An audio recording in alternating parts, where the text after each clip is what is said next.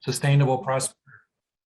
Some of that debate centers on, whether or not we should use some of those resources at all, and maybe there are possibilities and opportunities that are to this point being overlooked. And I think you'll be answering some of those questions in the breakout sessions today. Obviously, this is something that needs to be a regional strategy. There's not a one-size-fits-all for the planet. And I just want to say Mines is particularly excited about being engaged in this because we've got unique expertise and experience to bring to the table here. For almost 150 years, Mines mission really has been to produce the engineers, the scientists, the knowledge, and the innovations that society and industry need at any time in our history.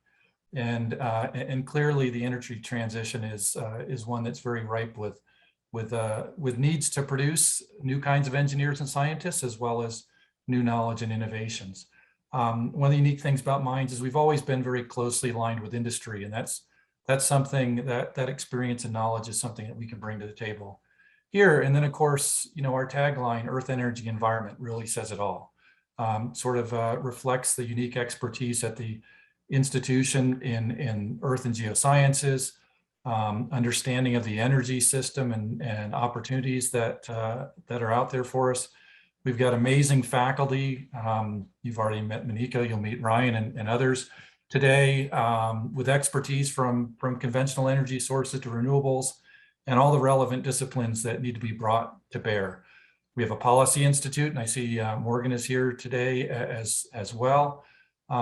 We have alumni in all of the industries. And of course, we've got students in the university now that, 5 years, 10 years from now are going to be the ones really leading these things out there in the world and making them happen. So we're extremely excited about this. We really very happy to be playing an important role in this workshop today, and I am looking forward to hearing the results. I've looked at the questions you're going to be trying to answer, and you're going to be pretty busy.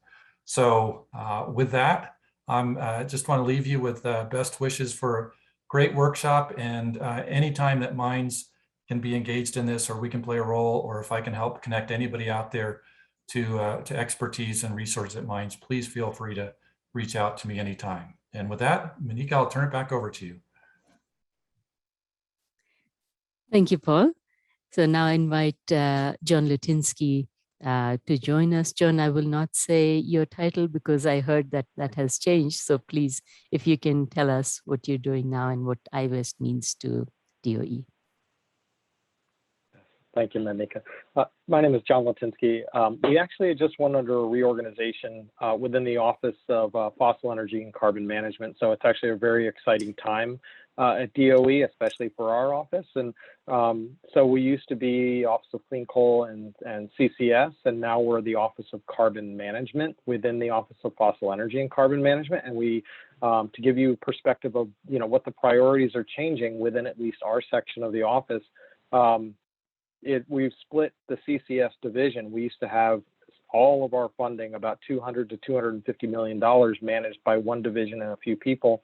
They recognized the importance, and so they split that division into three. And so now we have a point source capture, we have a carbon dioxide removal and utilization division, and we also have a carbon transport and storage division. So there's some things that have been brought up to the top, and it shows the importance of this, specifically CDR and specifically the need for transportation infrastructure.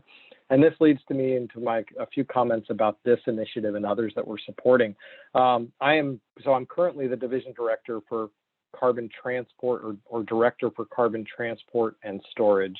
I'm also the acting deputy director for the office itself until they find somebody to fill that. But very excited to be, working on the transport and storage, because I think those two pieces, we normally were only focused on the storage and thought the transport piece was a commercial opportunity that was already well developed, but there's really a need for coordination if we're going to be starting to look at this on a national or even a regional basis on how we leverage what's out there, but also build a nation-wide network similar to the natural gas industry for moving CO2 around the country.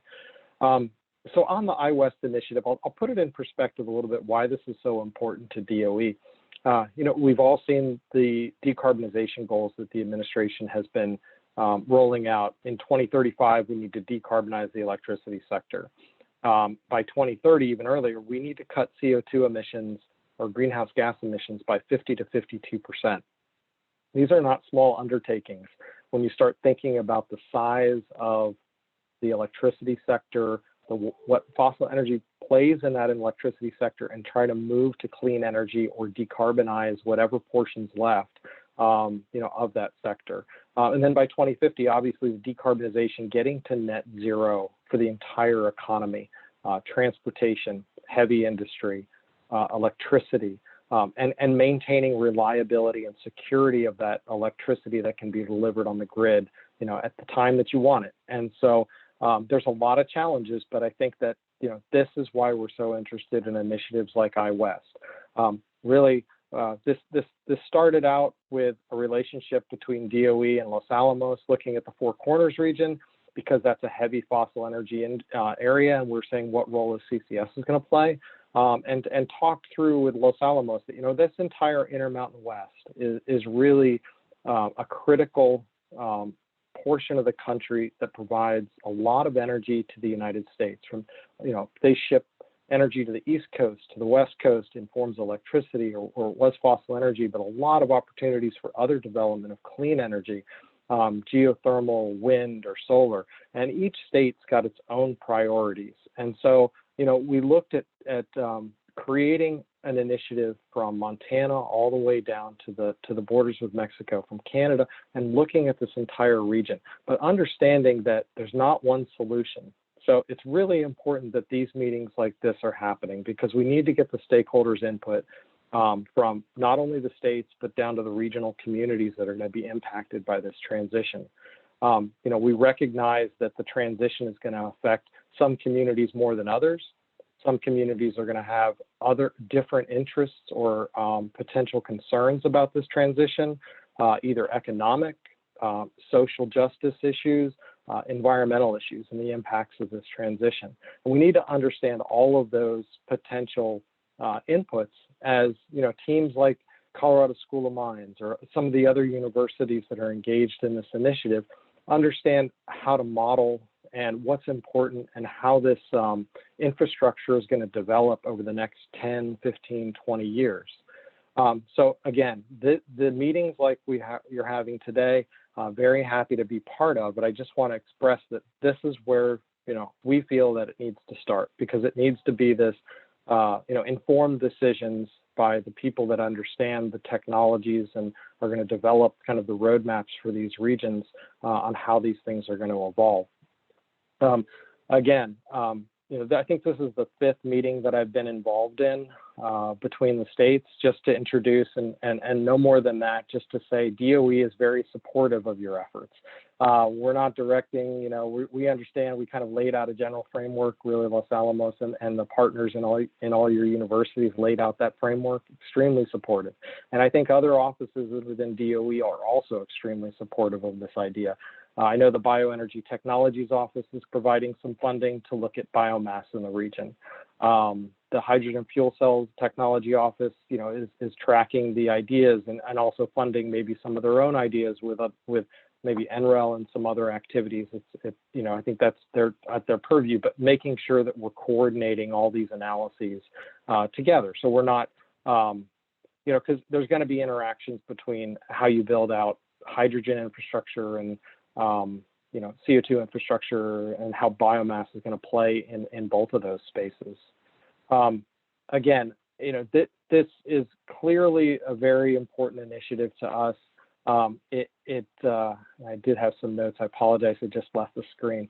But we really want to make sure that the resources are there. I think the last thing, and I'll close on, is that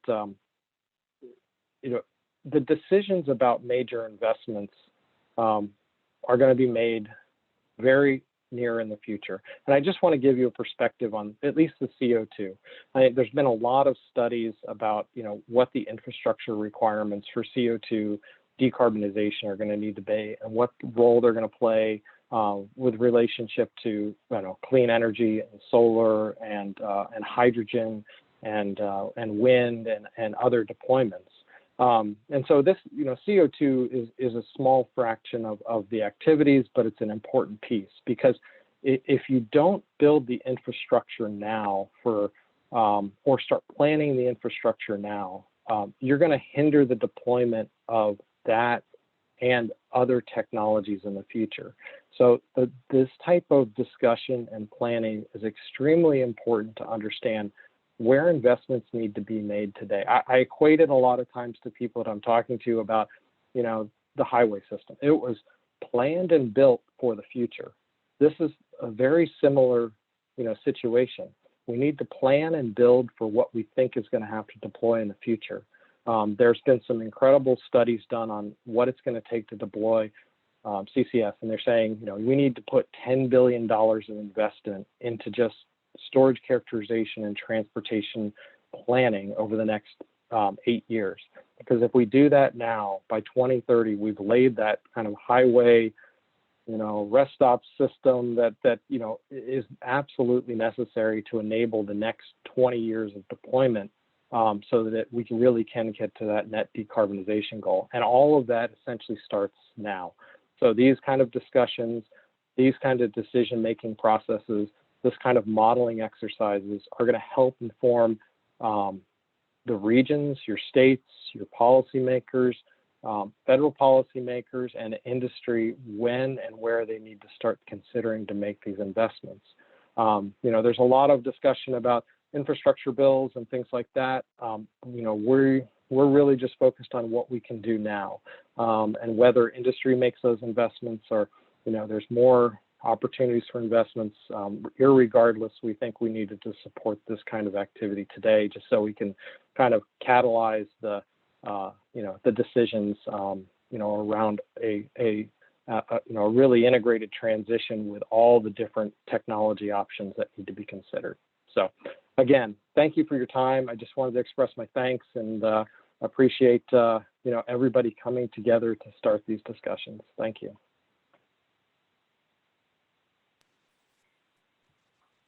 John, thank you very much. So with that, then it's time for me to introduce what the Iwest is, and what we are doing for that. So let me just switch to my slides and I'll share the screen with you.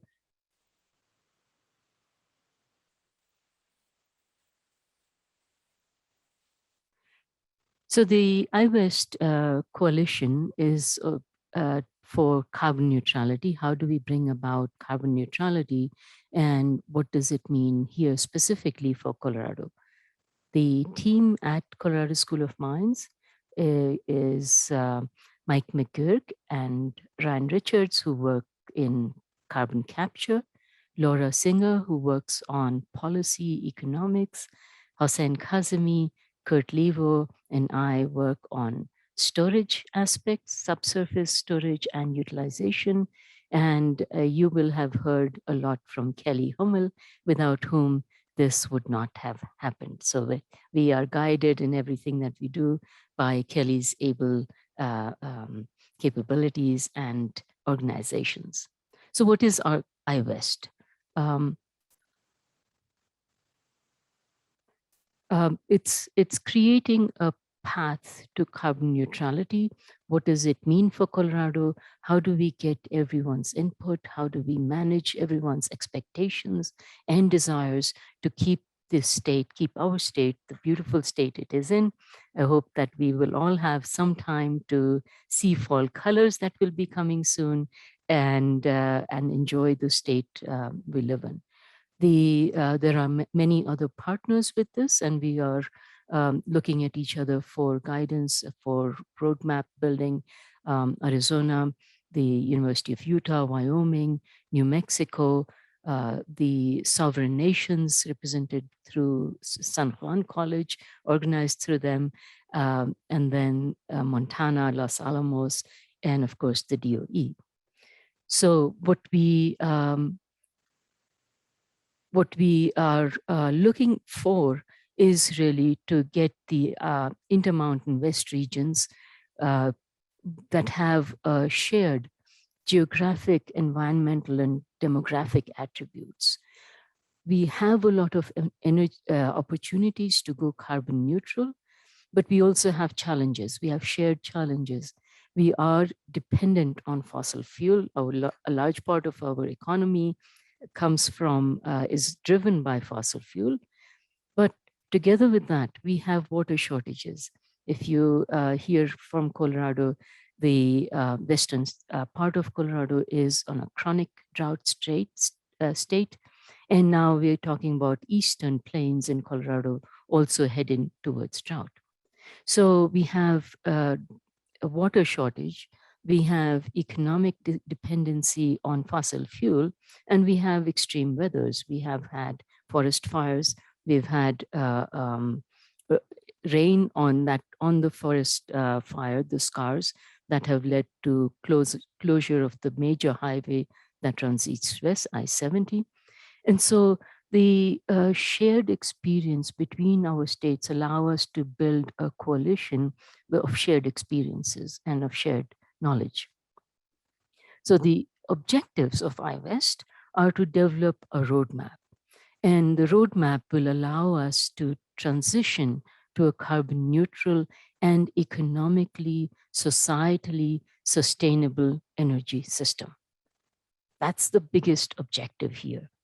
And that all is going to happen through a regional coalition within the next 15 years. So we have a very ambitious goal in front of us.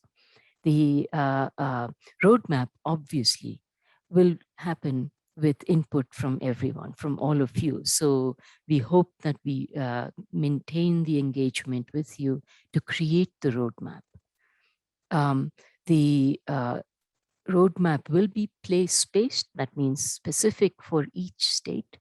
So for Colorado, we want to integrate environmental, social justice, policy, and economics such that they meet the goals of our community. They meet the needs of our community. The expectations and concerns need to be expressed and addressed such that we can all head towards that goal. We achieve that by building a coalition of stakeholders that understand what the challenges are, what the needs are, what the priorities are of our regions, and what the opportunities are. Together with all the challenges, we have the opportunities to address the challenges.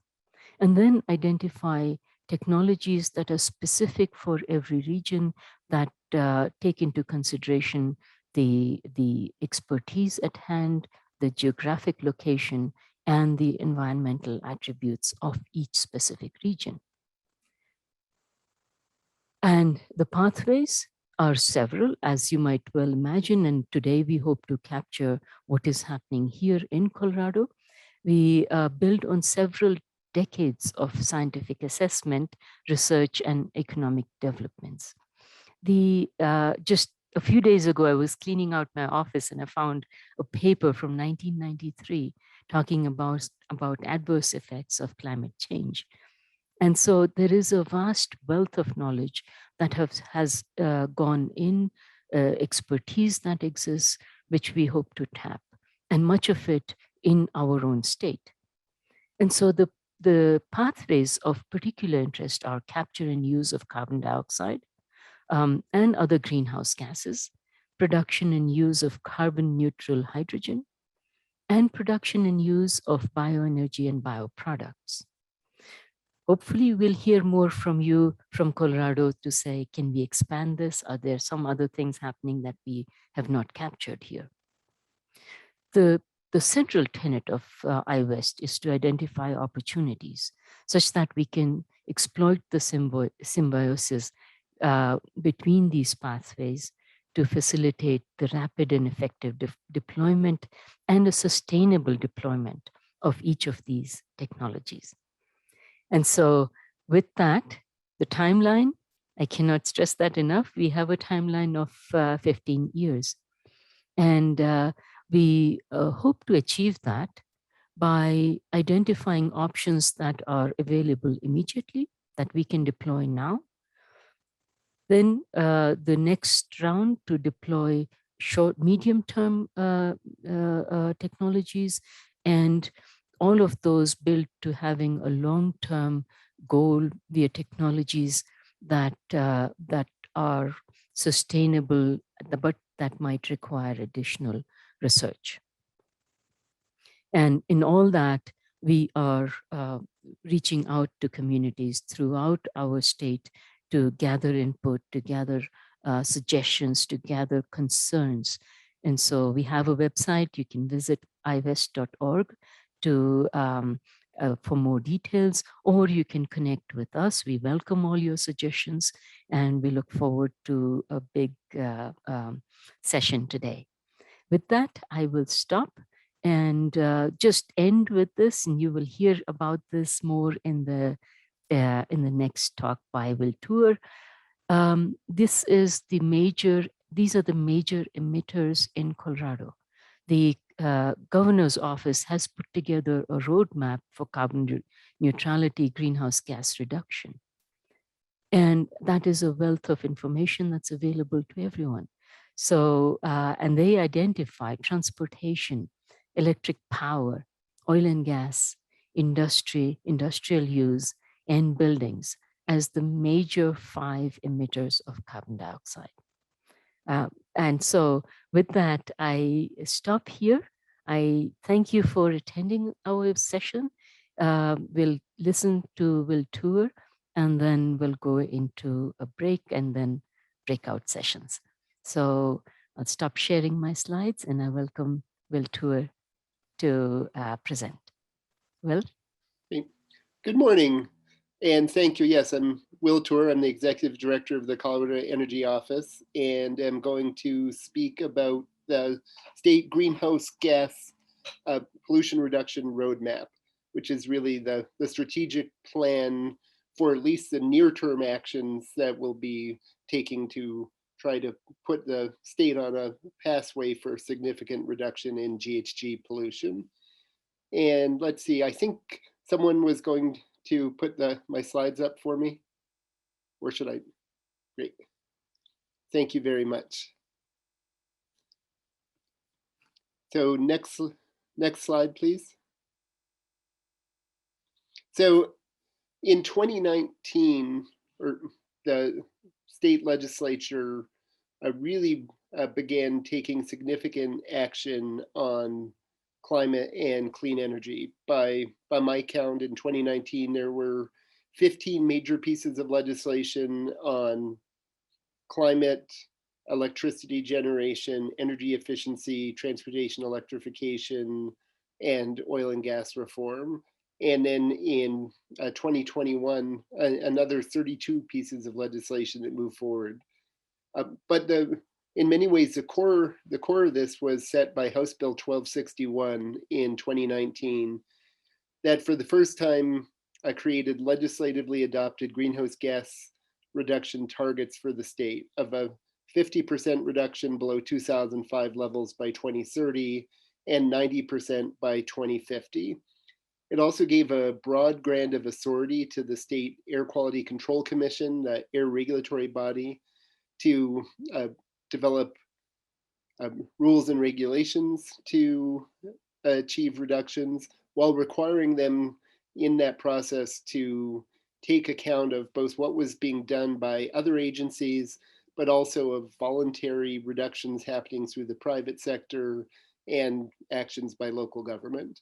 So from the start, 1261, I think, really recognized that it's not just about regulation, but it's also about market transformation. At the same time, there was legislation that really focused on the electric utility sector.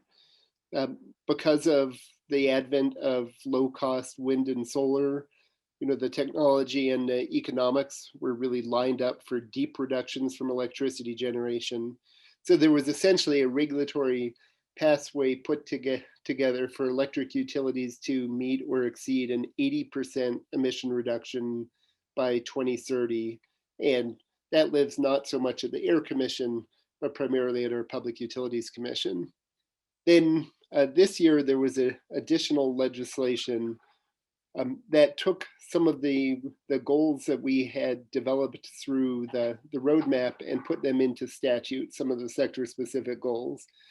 In particular, there's now a statutory requirement for a 60% reduction in emissions from the oil and gas industry, really focused on the methane emissions from oil and gas by 2030, and a 20% reduction in emissions from the rest of the industrial sector.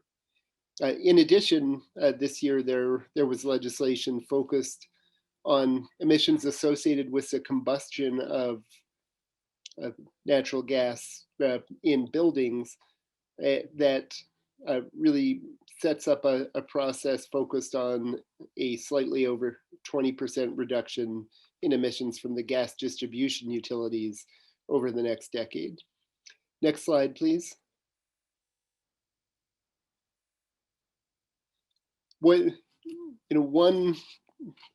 arena that I think has, was part of the legislation in 1261 from the start, but that the level of attention to it has really grown over the last couple of years, has really been the importance of equity in the development of climate policy.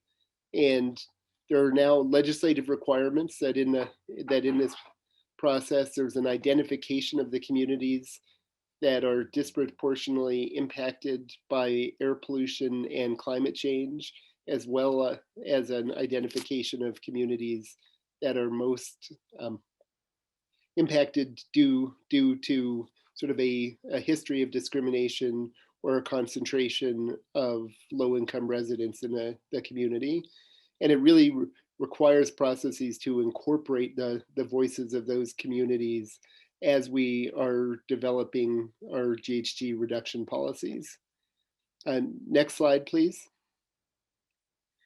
As was shown earlier, when we started developing the GHG roadmap after the passage of the legislation in 2019 that set the targets, but didn't sort of have the details of how we're going to get there, started by doing a GHG inventory.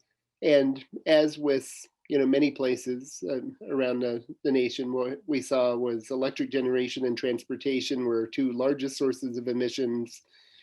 Up until a few years ago, electricity was the largest source. Those have changed position as the electric power sector has decarbonized more rapidly than any other sector. Oil and gas, because we're an oil and gas producing state with significant methane emissions, oil and gas methane emissions are the third largest source. And then both industry and building, sort of direct combustion in industry and buildings are fourth and fifth largest sources. Next slide, please. The philosophy behind the development of the GHG roadmap was really trying to identify where there were sort of technically and economically feasible emissions reductions in those largest polluting sectors. And with a real focus on 2030, even though we have goals for 2025 and 2050, the sense was that 2025 goals were important, but that many of the changes that are required involve sort of turnover in infrastructure, things that are going to take a number of years to really have an impact. And at 2050, while super important, and we need to start on the pathway towards 2050, that it's very easy to set targets that are 30 years out when none of the people involved in setting those targets are still going to be in office or working at the state and accountable for those targets. Whereas 2030 was sort of a sweet spot where it's long enough that things that you're doing can really impact infrastructure, but it's close enough that there's actually some accountability for achieving those targets. So that was the primary focus of the roadmap. We also, very much had a focus on what should we be doing now and over the next few years, and really trying to identify a near-term action plan with a primary focus on what we needed to be doing in 2021 and 2022 during a time period that we knew that the Polis administration would still be in office. And a number of things really rose to the top. That the The largest opportunity for emissions reduction over the next decade is in the electricity sector, and we get there by continuing to transition away from coal generation and towards renewables. That there's significant opportunities for deep reductions in methane emissions from the oil and gas industry. On transportation, really sort of a two-part strategy, a big piece of it focused on transportation electrification and accelerating the move towards electric cars and increasingly trucks and buses, but also a focus on transportation planning and land use planning in order to reduce the total vehicle miles traveled. What we saw in our modeling was that you really need both of those in order to have a shot at meeting those transportation goals. For buildings, a focus both on increasing the energy efficiency of the building stock and on electrification. And then the importance of reducing emissions from industry, as well as reducing methane emissions from multiple sources. Next slide, please.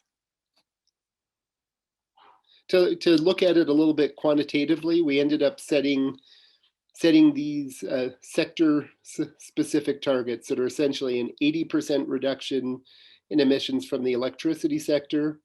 That ends up accounting for about half of the total economy-wide reductions by 2030. There's 60% reduction from the oil and gas sector, 40% from transportation, 20% from both buildings and industrial fuel use, and then about a 7 million ton or a little under 8 million ton reduction from other, with that other being largely methane emissions from coal mines and from agriculture, as well as landfills and sewage treatment plants.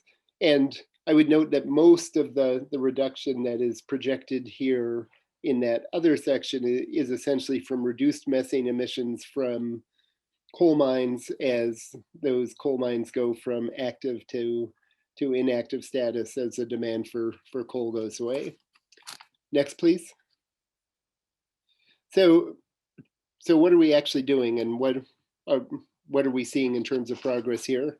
I'd say that on the electricity side, we're seeing really significant progress.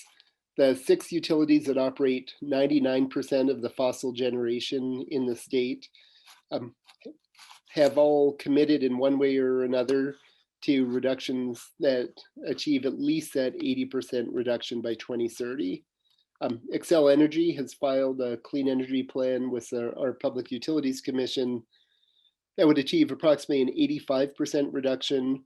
It would retire all of their coal plants with the exception of Comanche 3 by 2030, would put Comanche 3 on a capacity limit at that point where it would be operated about 1/3 of the time, and would retire it by 2040, and replaces this through significant expansion of wind and solar across the state, with some addition of gas combustion turbines to provide reliability, but at very low capacity factors, where when you look at the analysis, they would be used a few percent of the time, so very, very low capacity factors. Tri-State Generation, our second largest utility, who provide the electricity for most of the rural electric co-ops in the state, has filed a plan with our Public Utilities Commission to achieve an 80% reduction. They would close down all of the coal generation in the state by 2030, and again would replace that primarily with expanded wind and solar. Won't run through all of the utilities, but would just note Platte River Power Authority, one of our larger municipal utilities, has already adopted an electric resource plan to retire all of their coal generation. That gets to a 90% reduction over the next decade. And Holy Cross Energy, a small utility in the mountains that I think is a very committed and sort of very creative, has committed to 100% reduction, totally carbon-free electricity by 2030. So really significant and sort of rapid decarbonization happening in the electricity sector. Next slide, please. Transportation is a much more complicated sector to work on. And, with electric generation, the transition was largely about working with a half dozen utilities who control most of the generation in the state. Entities that are both relatively easy to regulate, and you're in a position where, again, that advent of very low cost wind and solar has made it economically attractive to retire expensive legacy coal plants and replace them with renewables. Transportation is different in that you've got literally millions of individuals and businesses across the state who own vehicles and are making decisions about how they travel. And so this is a more difficult sector to decarbonize. That's part of the reason why the target is a 40% reduction here rather than that 80% reduction on the electricity sector. And it requires a lot of different approaches. Where about half of the reduction that we're looking for by 2030 would come from rules that we've already adopted, the low and zero emission vehicle rules that were adopted by the State Air Quality Control Commission in 2018 and 2019. As older vehicles are retired and people buy new cars, we will, over the next decade, see the vehicle fleet shifting towards both lower emission vehicles and a higher percentage of electric vehicles in the fleet. That's projected to get about half of the emission reduction. The state has also set a goal for EV adoption that goes well beyond the regulatory requirements and the zero emission vehicle rules of about 1 million EVs on the road by 2030. And that would get about another 2 million ton reduction by 2030. And that's a goal which, when we first adopted it a couple of years ago, it seemed very ambitious, and a lot of people said we were pretty crazy to be putting 1 million vehicles out there when at the time there were about 10,000 electric vehicles on the road in the state. But what we've seen is that there's been pretty significant developments since then, both on the state policy side, where we're starting to see some really significant investment. So our electric utilities have begun to invest in transportation electrification infrastructure and programs. Xcel Energy, for instance, recently adopted a plan that where over the next 3 years, they'll be investing about $100 million in EV infrastructure and programs. Our state legislature passed Senate Bill 260 this year, a comprehensive transportation infrastructure funding bill that included about $750 million of investment in transportation electrification over the next decade. And of course, we see the potential of very significant federal investment coming. In order to reach this goal by 2030, what it would require is that we would be at about 50% market share for new electric vehicles. So the vehicles sold in 2030, about half of them would have to be electric vehicles. And that is now very much aligned with the executive order that President Biden put out about a month ago, as well as the targets that major automakers like Ford, General Motors, and Stellantis have adopted.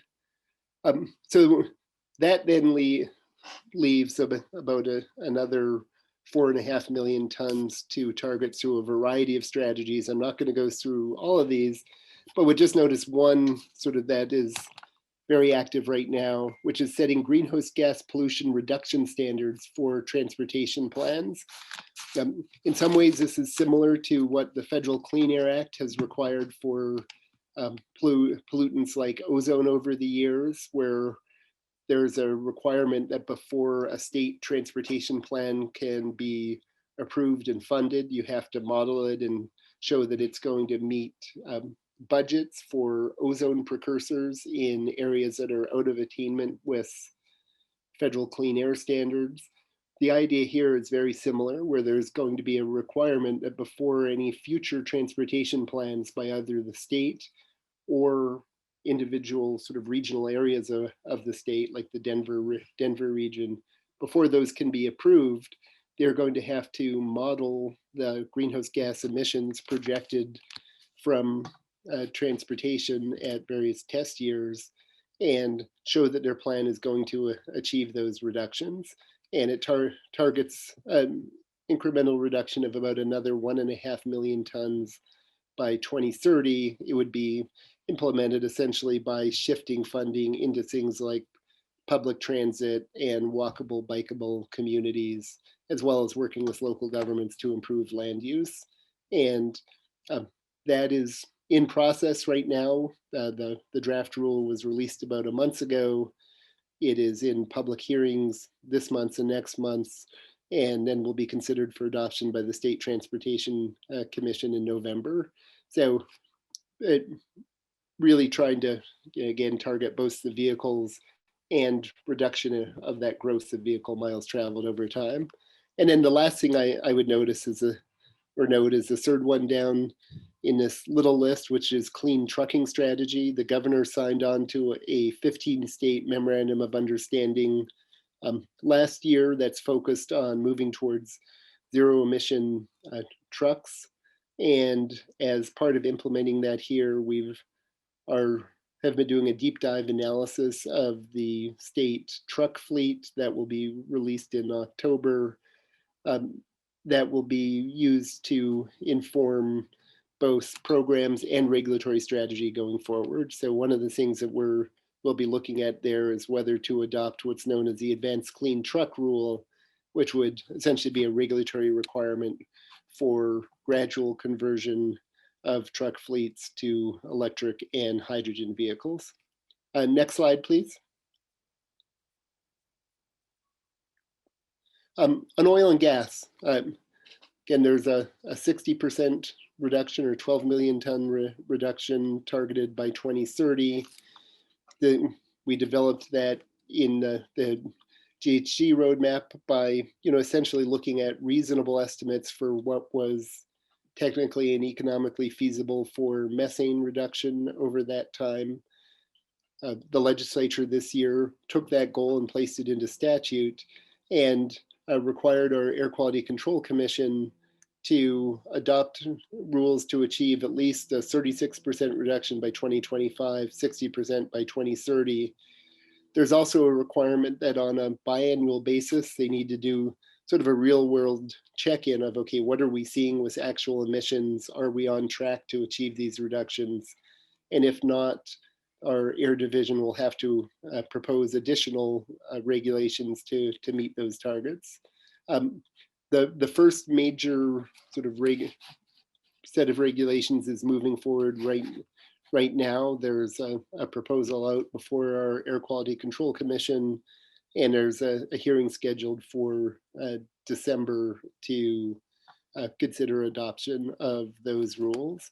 I would note that as with everything, there's a fair amount of controversy about the rules. The conservation community, or a portion of it, is arguing that the rules are not sufficiently focused on requiring specific reductions from specific components, and too focused on setting sort of overall intensity targets. And we'll see how that plays out in the actual rulemaking process.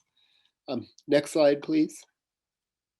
On the industrial side, again, there was a target of 20% by 2030. The legislature took that goal and placed it into statute this year. And similar to the oil and gas sector, there's a requirement for biannual check-ins to see if we are on target to achieve those reductions.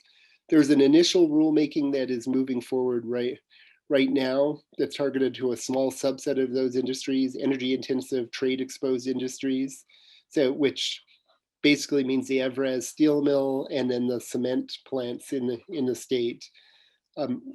That requires them to do energy and emissions audits for best available control technology and implement what the commission decides is best available control technology, and requires an additional 5% reduction of emissions.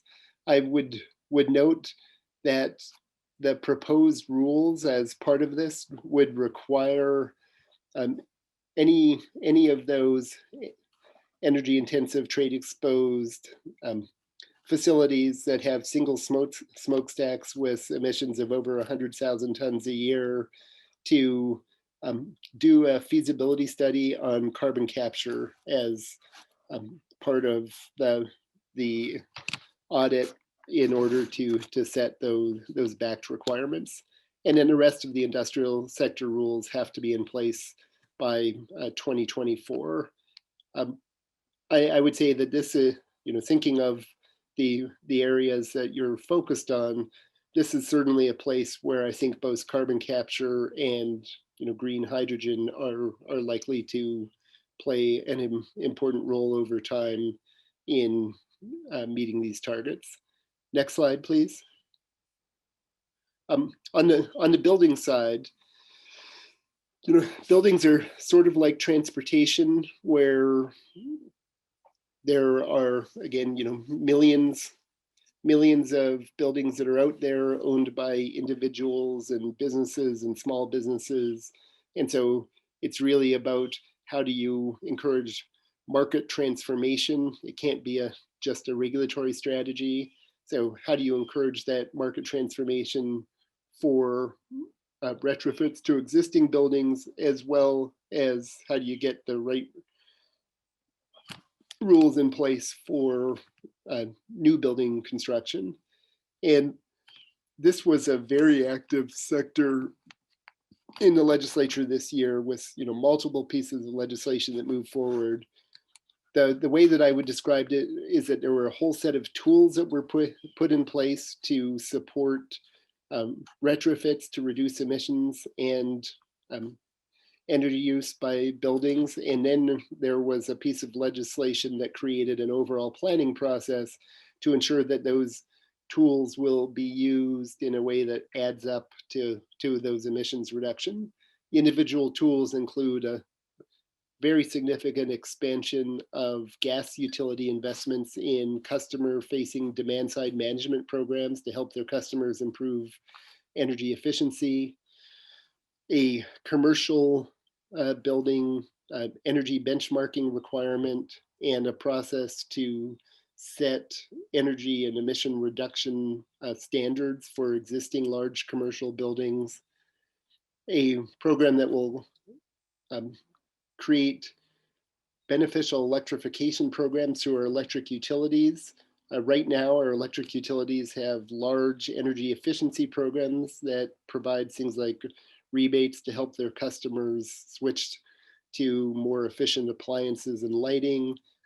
This will expand that significantly to create programs that will help customers switch to things like air source heat pumps for space heating or heat pump water heaters. In addition, there were multiple bills to expand funding for building retrofits, funding a state green bank that will be providing financing in this arena, as well as significantly expanding the funding available for low-income weatherization. Then to sort of bring this all together, we had a really creative bill, Senate Bill 264, the Clean Heat Plan bill, that sets those carbon reduction requirements for the gas distribution utilities. And it's a technology neutral approach. It allows them to use more energy efficiency, more electrification. It allows them to use what state statute describes as recovered methane, many people refer to as renewable natural gas. And it allows the use of green hydrogen injected into the distribution lines, all as tools to achieve these targets, and really leaves up to the utility to propose the appropriate mix for their circumstances. The Public Utilities Commission would then make a decision as to whether that's a cost-effective approach to meeting the targets. this was a really interesting process. I would say in many other states, we've seen conversations like this sort of go off the rails and become existential battles over the future of the gas utility and whether we're going to move to an electrify everything world. We really tried to take an approach that was technology neutral and that said, I don't think any of us yet have the information to be able to say with confidence what the most feasible and cost-effective approach over the long term is going to be. So let's set a technology neutral performance standard and learn over the next decade from experience about what works and what doesn't, rather than having a gigantic fight today over whether we're going to electrify everything. And I think that approach both made policy sense and made a lot of political sense because it avoided the sorts of battles we've seen in other states. And we actually ended up in a position where our largest utility supported this, the environmental community supported it, organized labor supported it, and there were no utilities that were actively in opposition. And so I think we've sort of found a really interesting sort of policy approach to try to move forward on the building side. I would say the biggest arena that we didn't act on this year and where there's additional work that needs to be done is advanced building codes for new construction to assure that as we move forward, our building codes are really aligned with sort of where we're going to need to be moving towards zero emission buildings. Next slide, please. I only have a couple more. Carbon capture.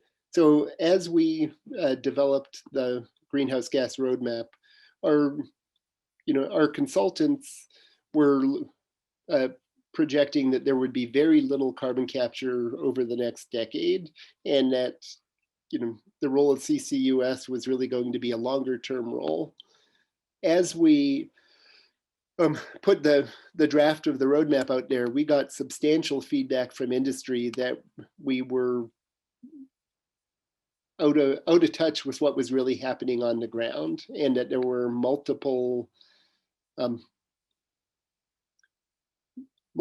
industries and multiple companies that were looking at real projects over a shorter time horizon. Certainly the largest one was the Holcim Lafarge cement plant in Florence.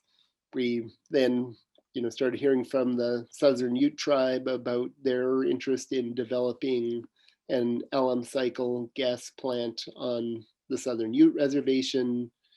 We were hearing from other companies, and we agreed that we really needed to get a better handle on the potential role of CCUS, not only over the very long term, but over the next decade. And so out of that came a commitment to essentially develop that policy framework, create a carbon capture task force, which we are partnering with the School of Mines on, and thanks to the School of Mines for your role in that. Also working quite closely with the Great Plains Institute on sort of technical support for the planning process.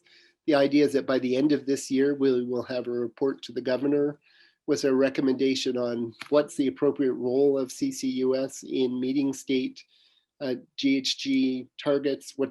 How do we think about GHG accounting for CCUS, especially around things like enhanced oil recovery, and then recommendations on what's sort of the regulatory, legislative, and programmatic framework for that we need in order to support carbon capture. I would also note that there was a piece of legislation that required our Oil and Gas Conservation Commission to do a study this year on the issue of seeking state primacy for Class 6 injection wells for carbon capture. And that study will also be happening on that same time frame. So by the end of the year, I think we'll have recommendations on that also. I think everyone here is probably very familiar with what's happening at the federal government, or through both the infrastructure package and reconciliation in terms of federal support for carbon capture.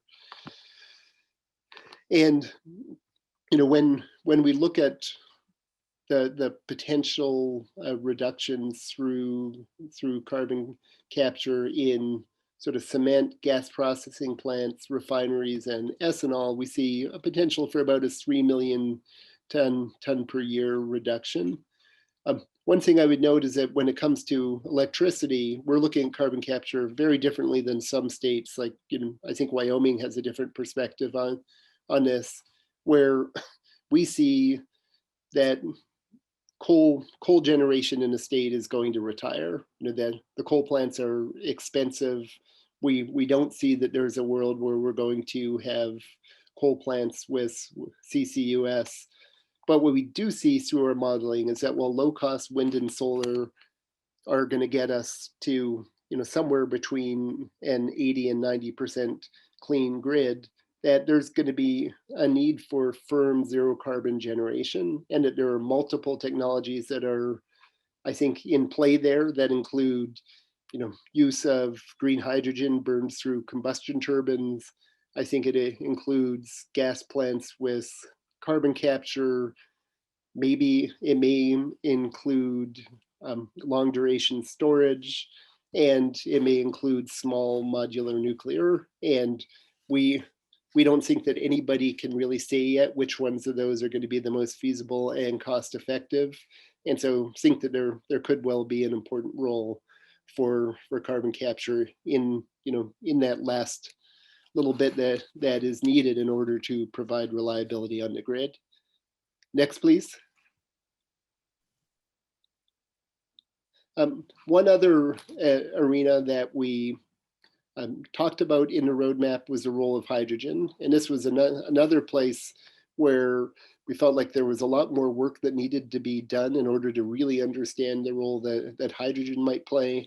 Committed to doing a deeper dive into hydrogen in the state, and contracted with E3 Energy and Environmental Economics, the same firm that actually did the technical consulting for the GHG roadmap, to do a hydrogen study for the state. That will be released in mid-October, and it's really looking at what's the role of low carbon hydrogen in state GHG planning. And again, probably not a giant surprise, but the areas that stand out are the potential role of hydrogen on the heavy duty fleet side, especially for long haul trucking, as well as the potential role of hydrogen on the electricity generation side. And we're, I think, seeing some real interest in pilot projects and that coming from a number of our utilities. Tri-State, for instance, is looking at trying to do a green hydrogen project in Craig, where they're retiring their coal generation. I think that the plan will likely recommend utility pilot programs for using renewables to create green hydrogen and use them for both electricity generation and potentially to do pilot projects involving the gas distribution system in order to gain more experience with that as a potential role in those clean heat plans. I would say that the analysis suggested that that's probably a less cost-effective use of hydrogen, that the places where it probably makes most sense are those heavy-duty vehicles, industrial sector, and electricity generation. And then the other thing I would note on the hydrogen front is that the legislation that passed this year on transportation funding that created that $3 billion or $750 million investment on transportation electrification, that includes hydrogen. So we'll be looking both at what investments should be made in hydrogen fueling infrastructure, as well as fleet incentives for heavy duty hydrogen vehicles as part of developing the plans for that new funding. And under statute, the 10-year plans need to be developed by next June. So over the next 9-10 months, we'll really be developing the details of those plans. And with that, I've been talking for a while, so I think I will just sort of throw it open to questions and discussion.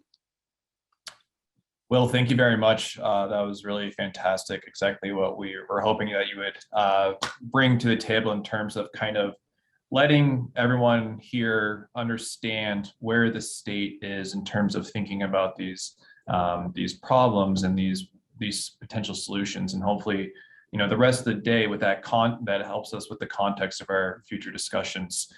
So we have scheduled about 15 minutes for questions. I'll just introduce myself. I'm Mike McGurk. I'm a professor in the chemistry department here at Mines.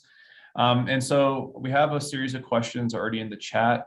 Will, I'll just read these to you, but if you do open your chat option, you can also see them yourself. I'm just going to try to start chronologically here, and plus coming from John Bradford, I think he's technically my boss, so I should probably start with him. So John's question, John coming from Mines, is has the state factored in the availability of raw materials that will be required to build out solar and wind? And he also piggybacks on that with a question about transportation electrification. So is the state considering the raw materials that need to go into these new technologies for building out what we consider to be a more sustainable green approach to future energy consumption? So I would say not directly. I mean, we certainly keep an eye on the discussions about things like critical minerals, but it's not an arena where the state is particularly engaged. You know, we've certainly been very interested in, you know, future cost projections for those technologies, and, you know, the potential that things like critical mineral shortages could have on those costs. I would say that certainly for wind and solar, pretty much all the cost projections suggest that we're going to, you know, continue to see, you know, some level of cost reduction over time, as opposed to costs going up.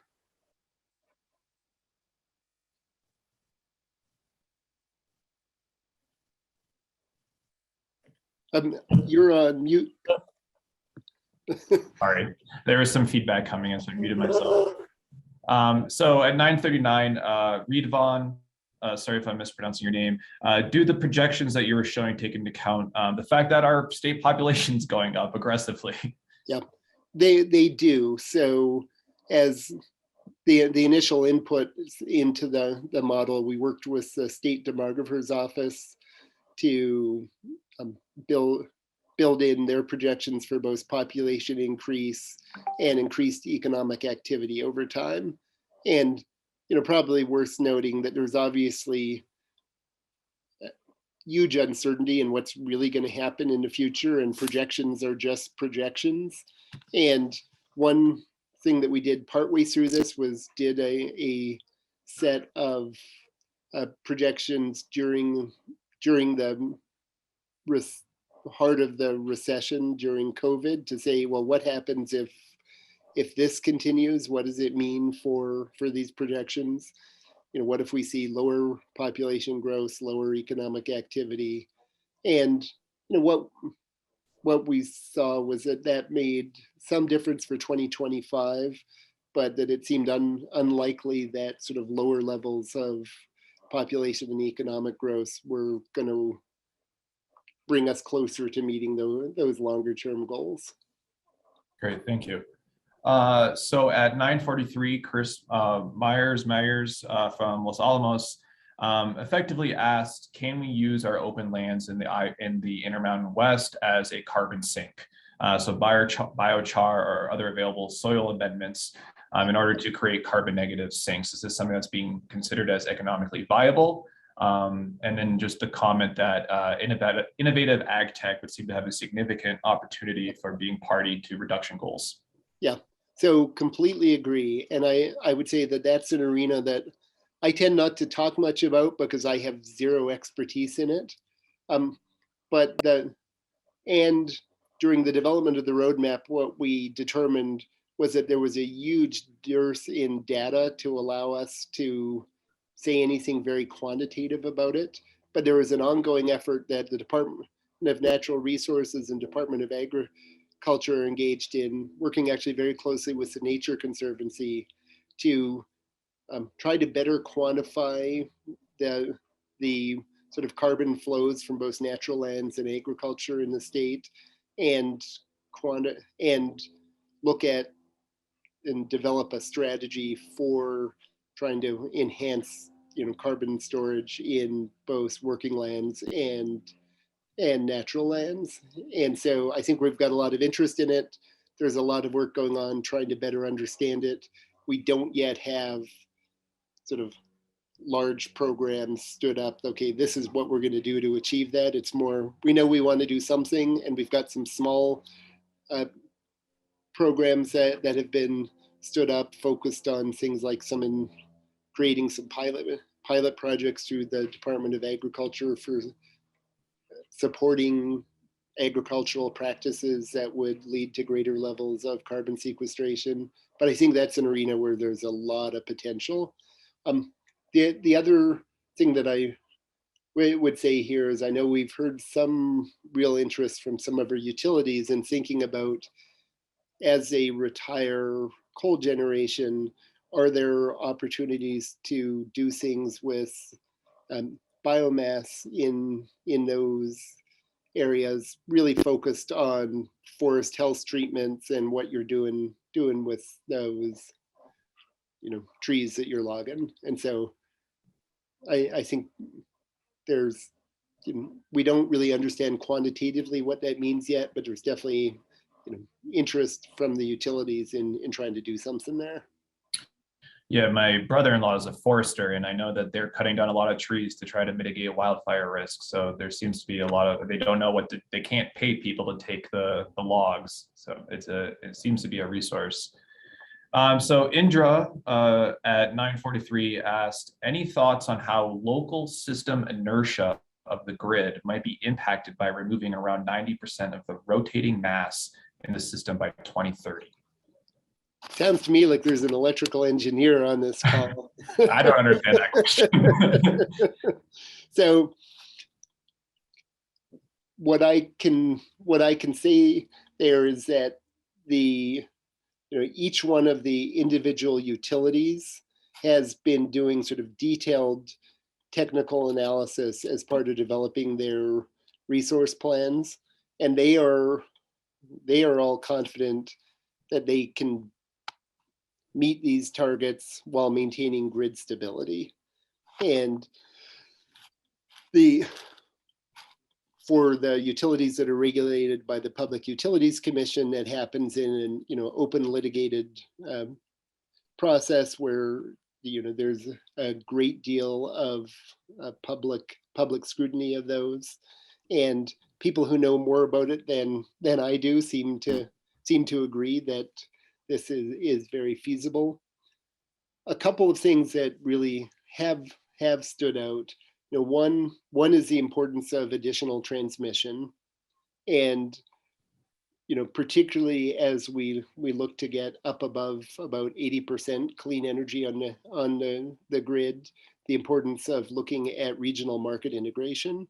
So I would note that as part of the Xcel Energy Clean Energy Plan, they've proposed what they call the Power Pathways Project, that would be significant additional transmission that would link to some of the best sort of wind and solar resources in the state. And then the legislature this year passed Senate Bill 72 that essentially sets a requirement for regional market integration, where by 2030, our utilities are going to need to enter into regional transmission organizations, unless there's a finding by the Public Utilities Commission that it's not in the public interest.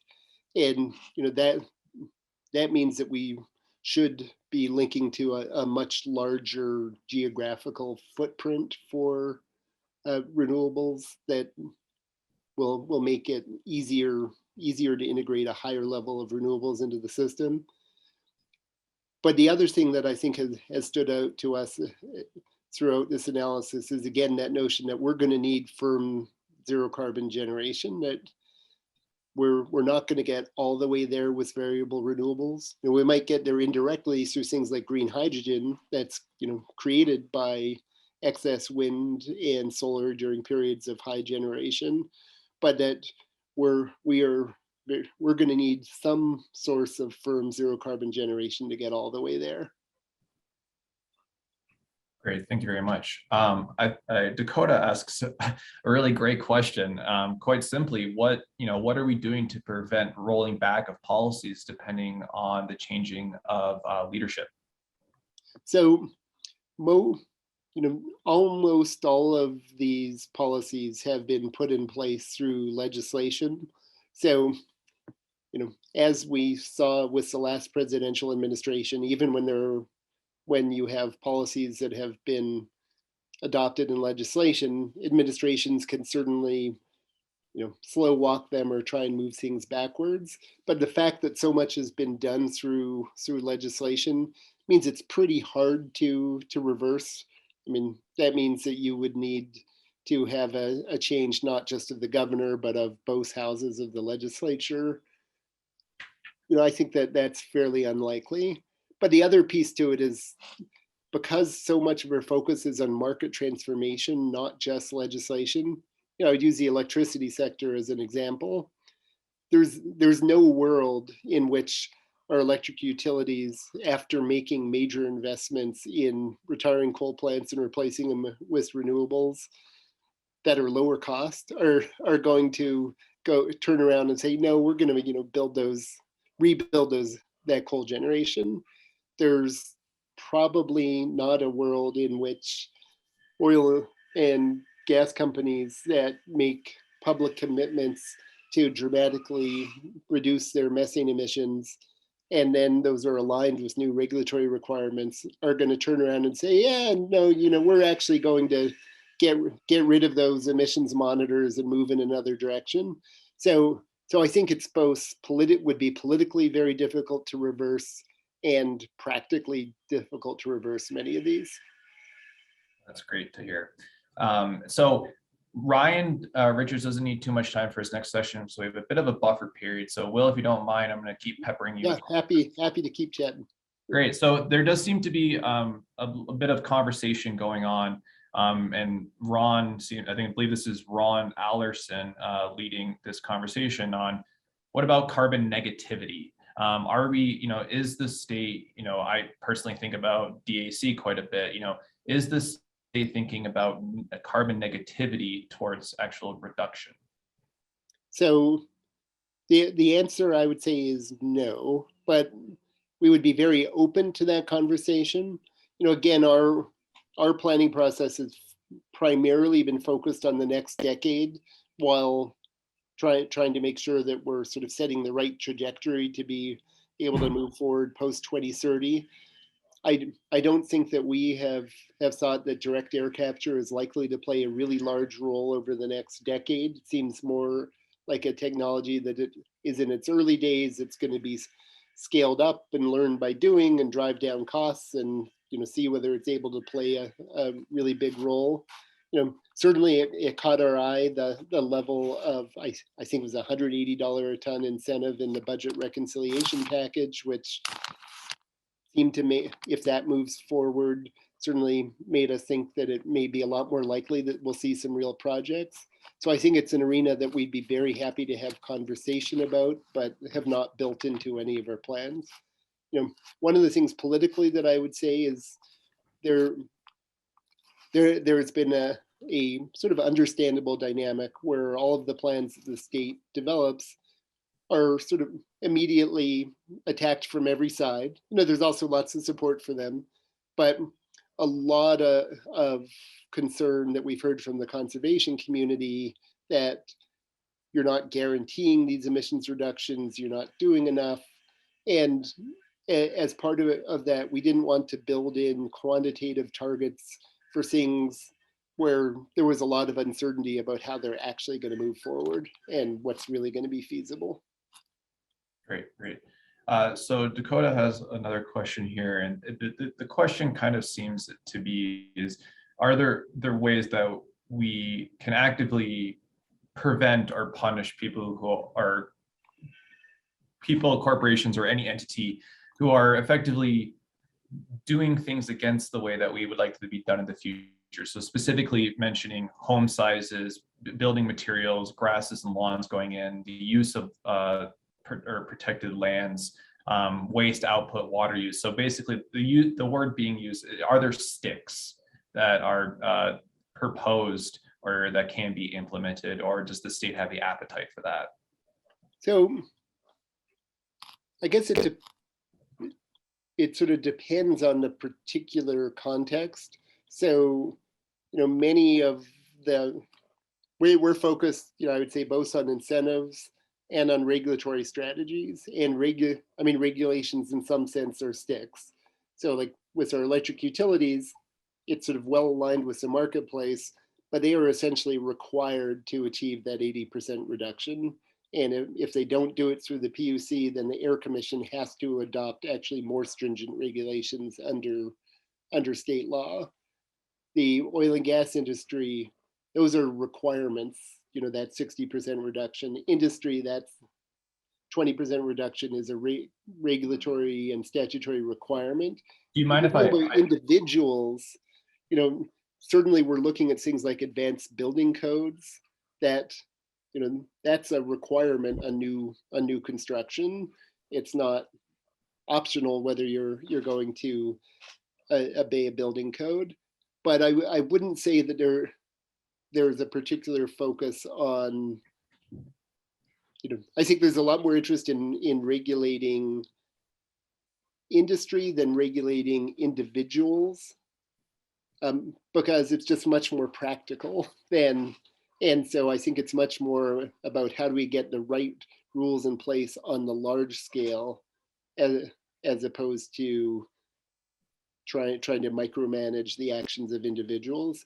I would say that one area where there's a lot of interest at the state is what we can do on land use, and which is currently, primarily a matter of local decision making, but local governments constantly make decisions that have negative impacts to the state as a whole. And whether that's exclusionary zoning decisions that don't allow housing near jobs and force people into very long commutes, but that has economic impacts and requires the state to invest a lot of money in transportation infrastructure and leads to a lot of emissions, whether it's decisions to allow urban levels of development in unincorporated areas that also sort of lead to similar issues. So I do think there's a lot of interest at the state in what we can do to at least incentivize local governments to make better land use decisions. Just to piggyback on that, one question as someone who's very far from the policy side, what does the term required actually mean? Like you say that it is required for an industry to meet a certain metric. What does that mean? Well, I would give the example on the electric generation sector. Utilities have to develop what are known as clean energy plans that are filed with the Public Utilities Commission. There is then an evaluation of whether those plans will actually achieve an 80% reduction by 2030. And if they don't, the plans need to be modified so that they will achieve that 80% reduction. If a utility were to not file a clean energy plan that achieved that 80% reduction, or were to file it and then not do what they said they were going to do, the statute would then require our air regulators to come in and impose new plans that would achieve those reductions, and in fact would require them to achieve shorter term reductions also. And for our regulated utilities, it's very straightforward enforcement in that they can't get cost recovery from customers without the approval of the Public Utilities Commission. For oil and gas and industry, the statutory requirement is essentially that our air regulators adopt rules that require these reductions, and they're sort of a traditional regulatory structure where if you don't do what you're supposed to, there are fines for not implementing. but that very seldom happens. Like there aren't very many sort of bad actors who are going to ignore the rules. So we'll try to do 2 more questions here, but we probably should wrap up within 5 minutes. Michelle asks, to unlock future funding, for example, in use of energy service performance contracts for conversion, will the state participate with Congress to establish a value for carbon to use in ROI or life cycle assessments? So I would say that at the state level, we've actually built in to statute in multiple places the use of the social cost of carbon for precisely that purpose. So in the utility sector, for the evaluation of those clean energy plans, as well as for setting the targets for beneficial electrification, for transportation electrification, and for energy efficiency, where we're targeting all cost-effective emissions reductions. That analysis includes use of the social cost of greenhouse gas emissions using, it's actually very closely specified. It requires use of a discount rate of 2.5% or lower, and it can't be lower than the amounts that were set by the interagency working group during the Obama administration. So it effectively sets a floor of $76 per British ton on the emissions, on the cost used for carbon, and of something like $1,800 a ton for methane. But this year we also did legislation requiring that in the transportation arena. They have that the financial analysis will have to include social cost of carbon, and the air regulators are now required in their economic analysis of air rules to use social cost of greenhouse gases. So we've really tried to incorporate that in multiple places in state statute. Great. You know what? I think I'm going to stop us there. I'm going to apologize that we're not able to get to everyone's questions. But Will, thank you very much for your time and for discussion. It was really great to help everyone know how the state is thinking about these things and how we can push forward. So with that, again, let's just thank Will for his time. Greatly appreciated. And then we'll turn things over to Ryan Richards, who's going to tell us about the Colorado Collaboratory on Energy. Great. Well, thank you very much. Yeah, thanks, Will. That was great. Hi, I'm Ryan Richards from the Colorado School of Mines. We just wanted to find a brief spot in the agenda today to introduce the Colorado Energy Collaboratory, which is really sort of unique to the state of Colorado in that all of the University of Colorado Boulder, Colorado State University, the School of Mines, and the National Renewable Energy Lab in 2007 formed this partnership. Maury Dobie, who's on the call here, is our leader, and this has been established to enable Colorado to uniquely address all of the energy challenges of our state and beyond. And it is a really collaborative environment. We've had several different external agencies, so say like ARPA-E, which is a part of the DOE, as well as Breakthrough Energy Ventures, which is one of Bill Gates' ventures coming out of the Paris Accord, come here and just say that, Colorado is an extremely unique environment whereby the universities all play well with each other, well with the national lab system, and it's really generated a lot of excitement globally. So yeah, I just wanted to make sure everybody was aware of that we have this Colorado Research Energy Collaboratory. We have every year a energy transitions symposium, which is 2 days, usually late in the spring. And please feel free to reach out to any of us myself or Maury, CSU, CU, and NREL all have context for this.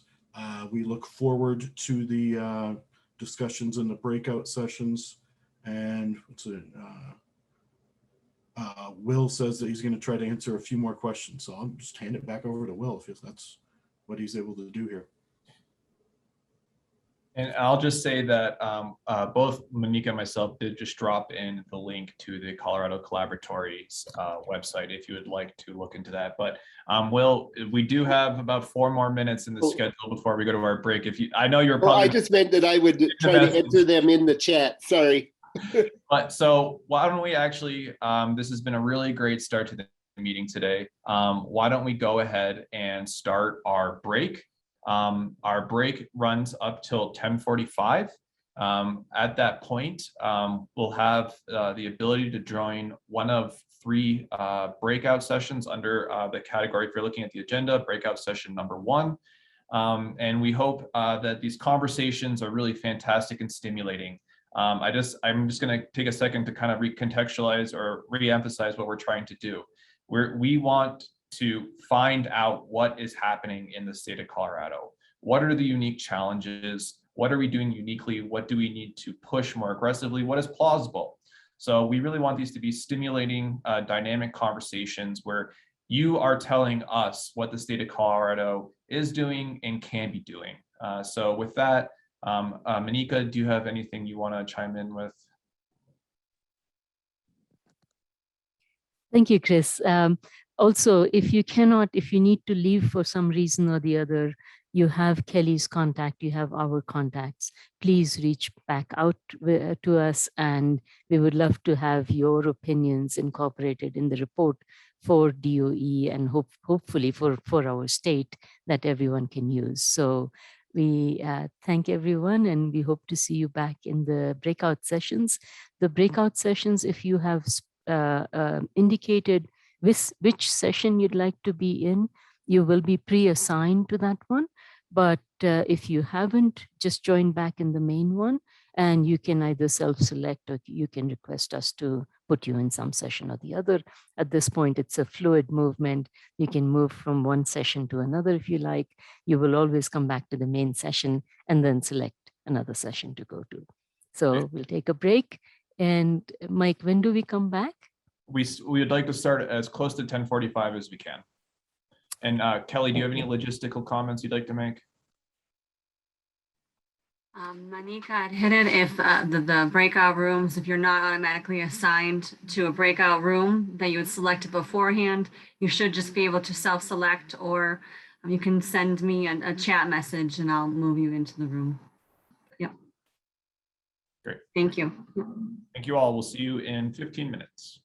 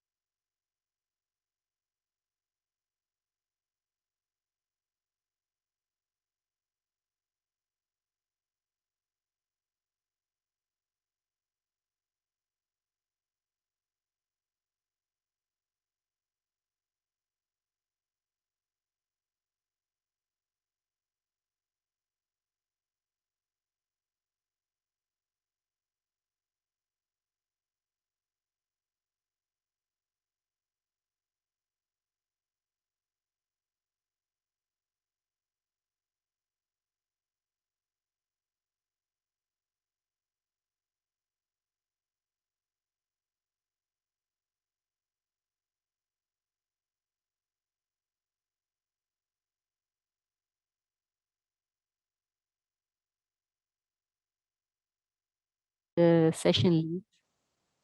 So I'll call on each one of the session leads to give us some brief highlight on what happened in each session. So Laura, can you tell us what was discussed and what was the major takeaways from the CO2 economy? Sure. So that one was we focused on CCUS in that session. And the conclusion was geologic storage should be the focus. The saline formations in Colorado are great for that. And that's where we should be putting our focus when it comes to disposition of CO2 and the need to decouple that from EOR in the public's eye. But that means financial incentives are needed and will continue to be needed. So there's a limited kind of value proposition for that. We also talked about agricultural solutions. For disposing of carbon and kind of how that could create some opportunities in Colorado. And then, yeah, that's about it. Thanks, Laura. Mm-hmm. Mike, Ryan, the reductions in net regional emissions via capture? Yeah, so I think we had a really nice discussion and kind of, we weren't so much talking about the technologies.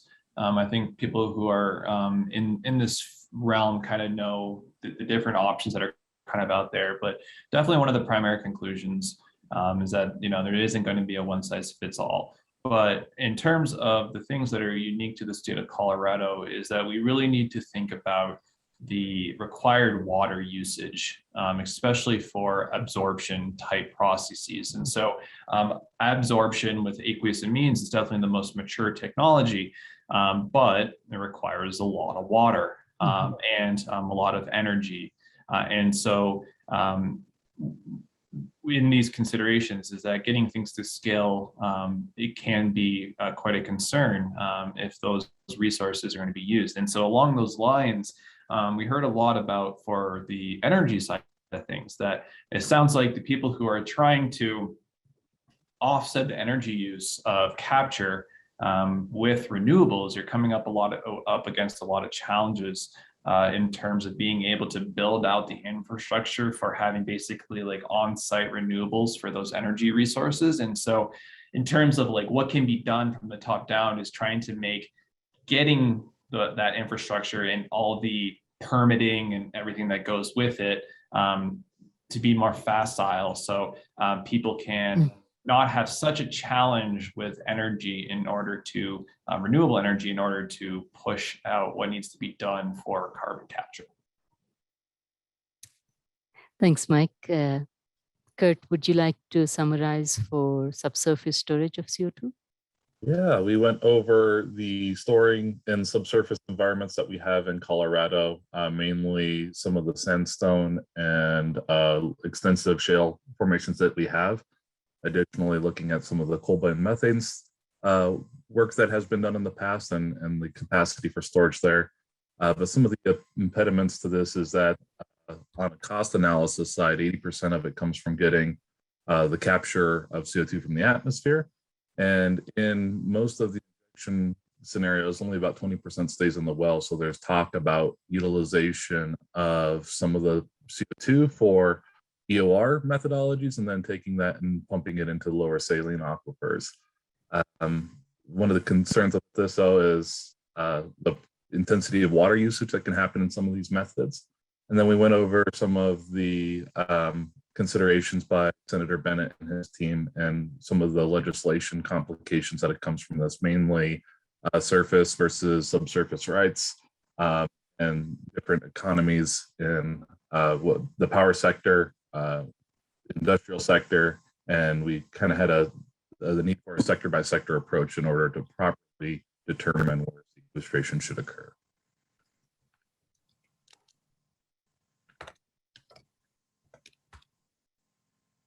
Thanks, Kurt. Laura, we had a session on greenhouse gas policy landscape that you were leading. Sure. So one of the conclusions, We talked about the fact that Colorado has led in the space of environmental policy before and really has an opportunity to lead here as well.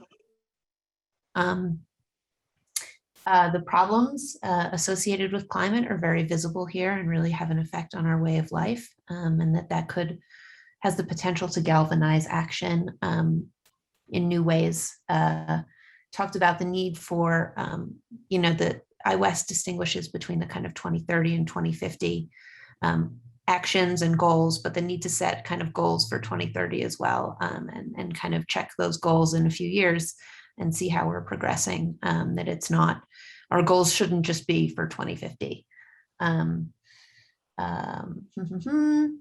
The need for more education kind of on climate action, how it's going to affect people and how the changes as well as mitigation can affect people in both positive and negative ways.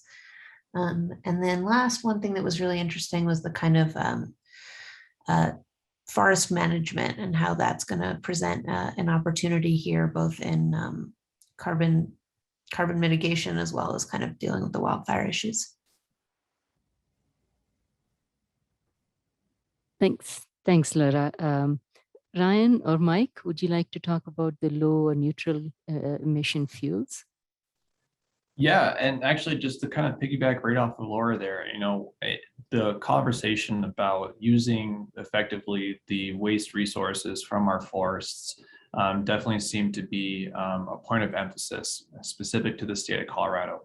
And so making, use of those bioresources, the beetle-killed trees, these resources that one are just sitting there, and two actually present you can say a clear and present danger in terms of being fuel for fires. And so there really does seem to be a symbiotic relationship across all these things in forest management, not only of clearing those that mass, but also using it intelligently. And then, we kind of, the conversation kind of steered away from liquid fuels and really steered into the idea of how do we think about long-term energy storage? And, sun doesn't shine, wind doesn't blow. What are we doing with that electricity and using it and not letting it go to waste? And the primary thing that we really focus on is this idea of effectively pumping mass. The term that was used was topographic relief, was the fact that we have a lot of changes in elevation in Colorado, and that as has been done in the Appalachians in Virginia, is that we can think about using excess energy in order to move some unit of mass to a higher elevation, and then when we need to use that energy, we release it back down, and that produces electricity at that time. And so it was the combination of using this pump technology, which seems to be something that could be adaptable on a short-term time frame, both on mountainsides per se, but also Ryan brought up a really great point. I think it was Ryan that said that Colorado has more abandoned mines than anywhere else in the United States, and these are potential also avenues where we can use these pump type technologies for the physical storage of energy that can then be translated back into electricity. And so that's really where the conversation went, was thinking about, when we're talking about fuels, really talking about how can we physically store energy. And these seem to be two potential avenues that were particularly pertinent to the state of Colorado. Thanks, Ryan. Kurt, infrastructure, workforce, what was discussed there?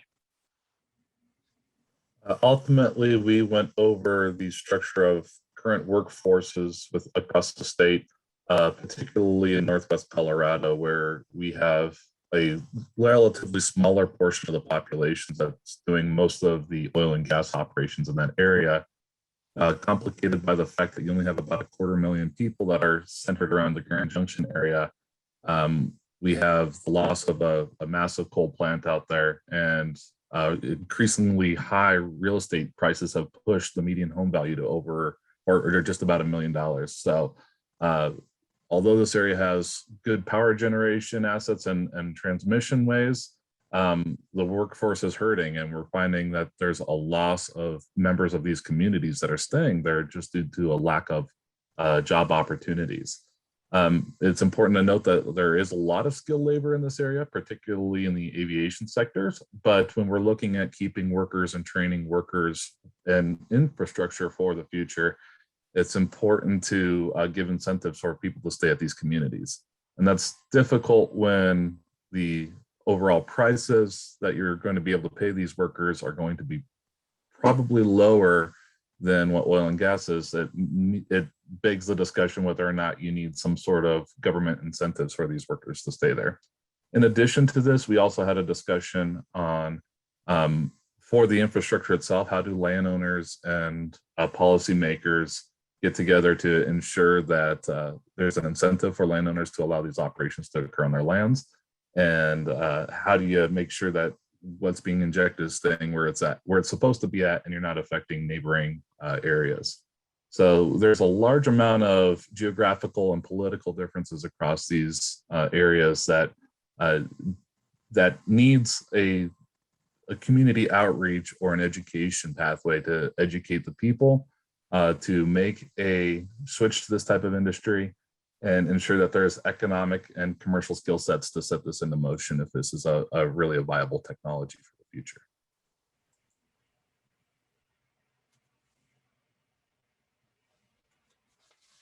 And I unmute us. Thanks, Kurt. Laura, you had the social, economic, and environmental impacts of CO2 economy. Sure. So in that session, we talked about a lot about the kind of differences between the rural and the urban parts of the state, and how interests differ, how conditions differ, and the need to kind of be thinking about that as opposed to thinking about the state as one big entity. Let's see, also the need to kind of learn lessons from past changes in the energy system to kind of have this energy transition occur in a more just and equitable way. Again, we talked about kind of climate impacts on our way of life, and the way that that kind of drives home the issue for people. Also, again, about agricultural opportunities. And then kind of the main point was that the need for emissions reduction needs to be first and foremost now, and that is kind of transitioning to renewables from fossil fuel electricity generation, and that all these other things should be secondary to that.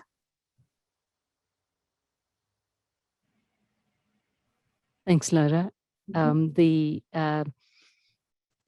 one session that we had was also on something else, what have been not considered.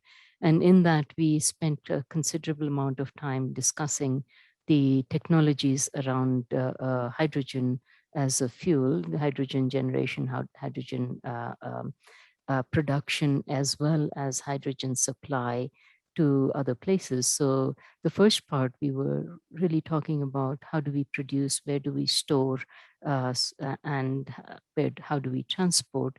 But then we went on to discuss about downsides, what might be the impacts of all of these solutions that we're offering. So we spent a considerable amount of time looking at sustainability aspects of the of power generation. And we landed on the question that was a very interesting conversation that we had, and that was about a changing culture. And that means that 2 or 3 cars per household might not be sustainable, and mass transportation might be required. So energy reduction in energy consumption rather than ever more energy production would be another way out of this dilemma here. So there was a considerable amount of discussion on that, and finally it was to say whatever we do has an effect. So addressing both the challenges, but also the risks associated with everything would need to be very clearly identified. And so that was, and I think I had to drag people away from that forum back into the main session. So thank you everyone for coming back here. And then finally, we have production of sustainable carbon-based products. So Mike, would you like to give us some more thoughts on that? This one was kind of a challenge. The kind of the conclusion, was that there isn't really a particular market that we find that the use of CO2 to make something can, really have the impact that we'd like it to. Is at the end of the day, we're just making so much CO2 that sequestration seems to be the only real thing that we're going to have a large impact. We started looking and thinking about what are the large CO2 economies in the state of Colorado, and it's basically beer and beverages. We talked about the idea of do you want to use captured CO2 for that? But at the end of the day, one of the points that was raised is that there are natural resources of CO2 in the state of Colorado that can be used. And so it is just not cost competitive to capture CO2 and then use it in something like the food and beverage industry. And so we didn't honestly, and Ryan, correct me if I'm wrong, we just kind of circled back to the idea that we really need to focus on sequestration. There's lots of little niche potential, but the big impact comes from sequestration. Yeah, and the numbers that we were discussing is that 99% of all of the CO2 needs to go back into the earth, either in EOR or geologic storage. And so we're just dealing with sort of 1% there. And it was also, and I think that this is really important, is the products that we make, they need to be products that don't just delay CO2 going out into the atmosphere like beer or dry ice or something like that. They need to be things that make solids or that, we can't just delay the CO2. We need to actually turn it into something that's a product that will last.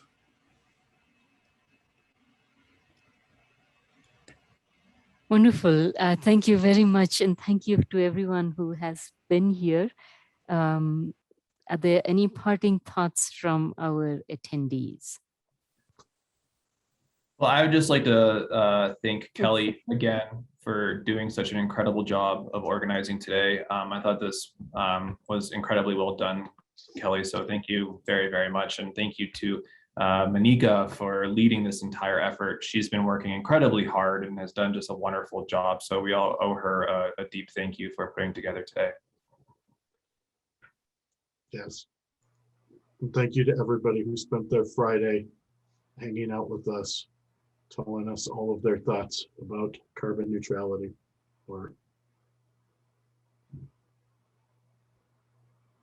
In addition, I'd like to reiterate, I did put in the comments earlier that your solicitations that you've given will be filed for report. So any future collaboration with any members here is more than welcome. Your comments have been extremely helpful, and we'd like to continue the dialogue if you are willing. So thank you very much. Monika, can I offer my thanks as well? Absolutely, Raj. Please do. Please do. Any and all praise is welcome. Well, so my name is Rajesh Kaur. For those of you who don't know me, I'm at LANL. I'm the technical BI for the and the overall Iwest initiative. And first of all, thank you, Monika, Mike, Ryan, Kelly, Laura, for pulling this together. This was incredible. It was, even though it was a whole day, this was the longest workshop that we have had. Even though it was long, it was definitely engaging for me for sure. So thank you, and thank you to all of you. I mean, I looked at the attendance. Of course, we started at 100 and something odd, but we retained a third of the audience by the end of the day. For me, that is quite impressive. So thank you all for participating in this and offering your inputs. All of those are extremely valuable as we move forward. On that note, thank you very much. So we adjourn, and you will all hear back from us once we have something ready for you to review. So thank you all. And we ended 20 minutes before the scheduled time. So we are giving you back 20 minutes of your life. All right. Thank you. Bye. Have a good weekend. Thank you, Monica, for giving us 20 minutes back. Bye-bye. Bye.